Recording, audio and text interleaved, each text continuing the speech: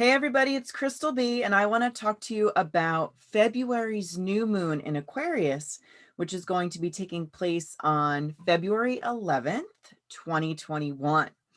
Now, this is a really interesting story because when I look at the planetary story, as I always like to call it, we have the sun and the moon in Aquarius, and that's what always happens when there's a new moon. Remember, in a new moon, the sun and the moon are always touching, and it creates a blackout in the sky.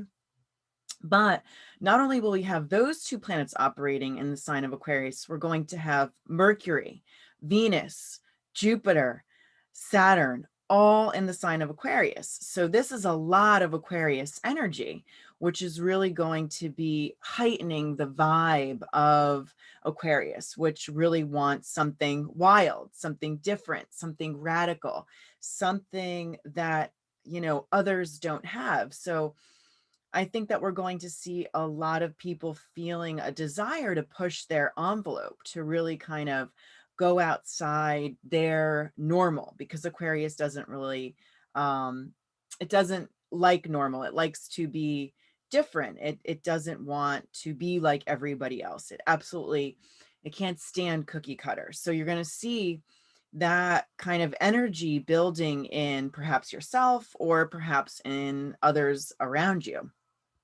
Now, something else to consider when we think about this new moon story is that we're dealing with a Mercury retrograde.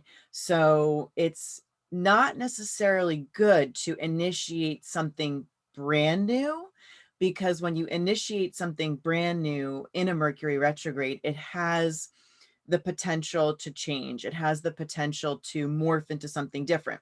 If you're okay with what your initiations, if you're okay with your initiations changing, then then it's okay to initiate something new here. But what I would recommend is using this new moon energy in the Mercury retrograde to revamp something, to redo something, to potentially make something a little bit more different or a little bit more unusual in a good kind of way. We all want to stand out in some kind of way.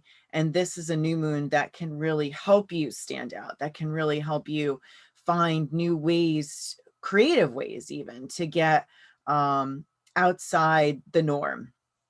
Now, something else that's really important to also kind of synthesize with this full moon story is that we have the building energy that is starting to really kick up between the backdrop of 2021's story, which is the Saturn-Uranus square.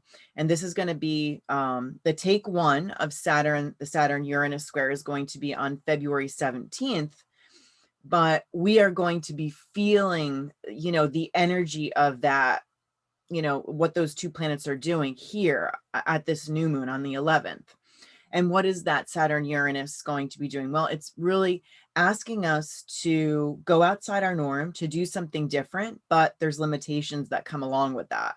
And there's a lot of energy that is going to be frustrating. There's going to be people who are wanting to be radical, be different. Not everybody is going to harness this energy in a peaceful way, which is something that you should be doing. There's going to be people who are going to be taking a fanatical approach or a radical approach, or something that could be, wild and crazy, so to speak. So it's important to really understand that building energy in the background. And I'm making a separate video, to detail what's happening with the Saturn Uranus square.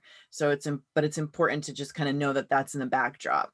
Another thing to really, kind of process with this story is there's some opportunity here. There's some really nice opportunity. And despite it maybe being in a wild and crazy package, we've got Jupiter and Venus, who are the greatest benefics of the zodiac. They are going to be in a near exact conjunction at the peak of this new moon. So there is something very beneficial out there for the taking, whether you're revamping something, whether you're redoing something, or if you are beginning something brand spankety new, just There's a good dose of luck around it, but just remember, we're in that Mercury retrograde. So there's going to be some sort of necessity to change it. You know, your vision about this whole thing is going to change as time goes on, probably likely when Mercury goes direct or after Mercury goes direct later in the month on the 20th. Finally, this new moon coincides with the Chinese New Year. The Chinese New Year in the Northern Hemisphere is going to be on February the 12th, but you know, when we really think about the Chinese New Year, it always coincides with the new moon that is coming in February, the second new moon of the year. And this is the year of the ox. And it's really cool when you think about, you know, the connotations of the ox. I really equate it with Taurus when we think about the tropical zodiac. And, you know, there's a lot to be said about Taurus this year in 2021. Taurus is a major player, and there's a lot of, you know, there's a lot of symbolism with the connotations of Taurus. And if you want to coincide it with the Chinese New Year, the ox. And what does it mean? It means, well, we have to be, you know, we have to be ready for some hard work. And I think we all know that. We're living in a pandemic. We're dealing with restrictions of that. But there are benefits to be had that are coming through. And we're going to see this later in the month, from all of the reframing and all of the hard work that we've been putting in. And there's no doubt that we've been dealing with a lot of change in our world, in our personal lives, all around us. But we're going to start seeing evidence of this coming through, you know, and keep an eye out for it. But also know that there's still more hard work ahead, and we have to be perseverant. We have to be, loyalty is going to be important. You know, when you think about Taurus, Taurus really honors loyalty. But there's also something to be said about maybe, you know, breaking, changing. Maybe we've been with somebody for too long, whether it be an employer or a toxic relationship or something, or we have to break free and break out of the chains. And this is something that Aquarius likes to do. It likes to break free. It likes to radicalize. It likes to not be so, you know, stuck in a rut. And I think that this is happening to a lot of us, particularly the sign of Taurus. So if you have, certainly there's so much going on with Aquarius in this new moon. It really is Aquarius's new moon for sure.